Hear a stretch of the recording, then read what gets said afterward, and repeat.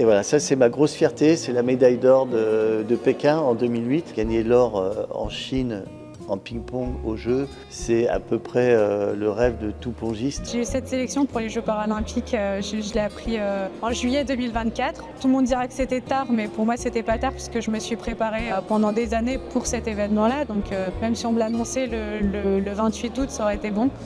Oui, le sport a changé ma vie. Oui, j'aimerais bien chercher une médaille à Los Angeles en 2028.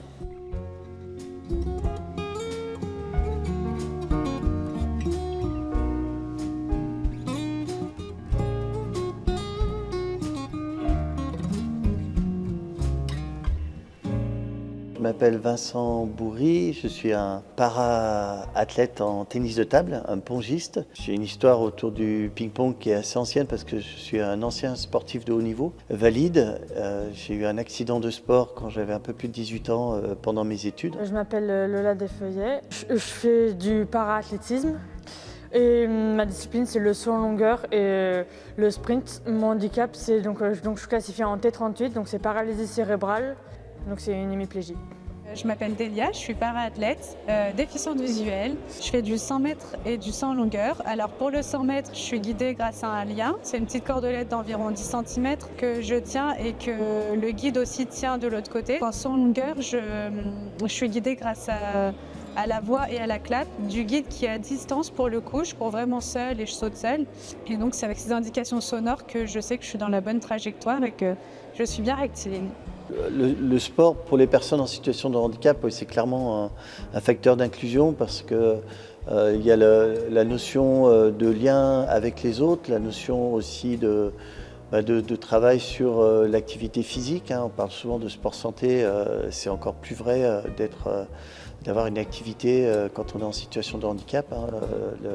La sédentarité, le manque de mouvement, ça peut avoir des conséquences encore plus graves pour des personnes qui sont en situation de handicap. Pour moi, le sport, c'est bien sûr un vecteur d'inclusion et d'intégration pour les personnes en situation de handicap, à condition qu'autour, il y a un environnement qui soit composé de personnes avec beaucoup de bon sens en fin de compte. Parce que c'est le bon sens des gens autour, le bon sens aussi de la personne en situation de handicap qui fera que tout fonctionnera. Moi, je viens d'une zone rurale, à la base, je suis de Valence.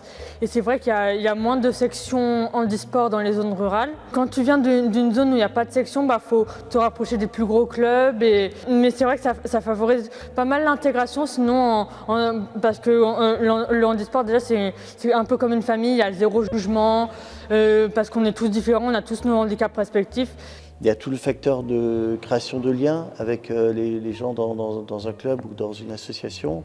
Il y a aussi quelque chose qui est parfois pas considéré, mais c'est tout ce qui touche à l'image de soi, à la confiance en soi, à tous les trucs en soi, estime de soi, confiance en soi. Il y a plein d'éléments qui peuvent être bénéfiques à la pratique sportive tout court, mais aussi pour les personnes en situation de handicap.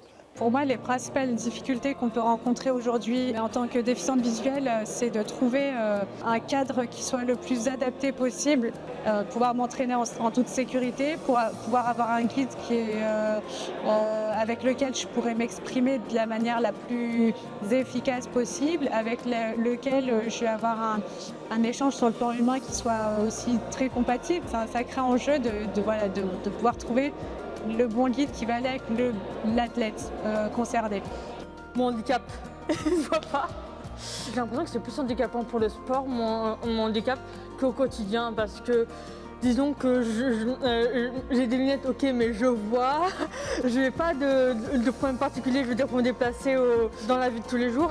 Des fois, je peux manquer de tomber dans la rue ou des trucs comme ça, mais c'est pas vraiment, entre guillemets, handicapant. Donc j'ai l'habitude de ce genre de trucs. C'est plus pour faire du sport, c'est plus handicapant, quoi. Une personne en situation de handicap qui souhaite pratiquer, aujourd'hui, les principales difficultés, c'est souvent la logistique. En fait, c'est le transport pour aller de son domicile au lieu de pratique sportive. Voilà, il y a énormément de progrès, mais on part de tellement loin qu'il ne faut pas oublier que c'est quand même un axe sur lequel on peut vraiment progresser. Moi, j'étais spectateur aux Jeux Olympiques, aux Jeux Paralympiques. J'étais affligé de la qualité du transport en commun à Paris, alors qu'on avait quand même Ça fait 7 ans qu'on sait qu'on a les Jeux et c'était une catastrophe à l'occasion des Jeux. Donc ça conforte l'idée que pour le reste du quotidien, c'est pas facile de pouvoir aller d'un endroit à un autre pour quelqu'un qui a un handicap qui est compliqué, que ce soit handicap visuel ou handicap sensoriel ou moteur par exemple. Le regard des autres a quand même pas mal changé ces dernières années, qui pouvait être un obstacle. Les Jeux ont beaucoup contribué à ce qu'on regarde plus la performance que le handicap quand quelqu'un se présente dans un club.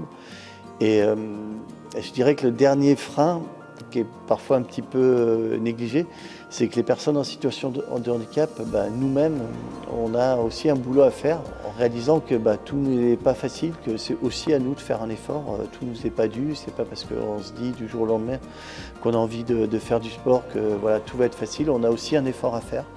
Un effort de communication, d'explication de nos difficultés, parce qu'en général, dans le monde sportif, quand on explique bien les choses sur lesquelles on veut travailler ou les difficultés qu'on a, les sportifs sont plutôt accueillants, sont plutôt bienveillants, ils sont plutôt dans un mode de recherche de solutions plutôt que d'aggraver les choses.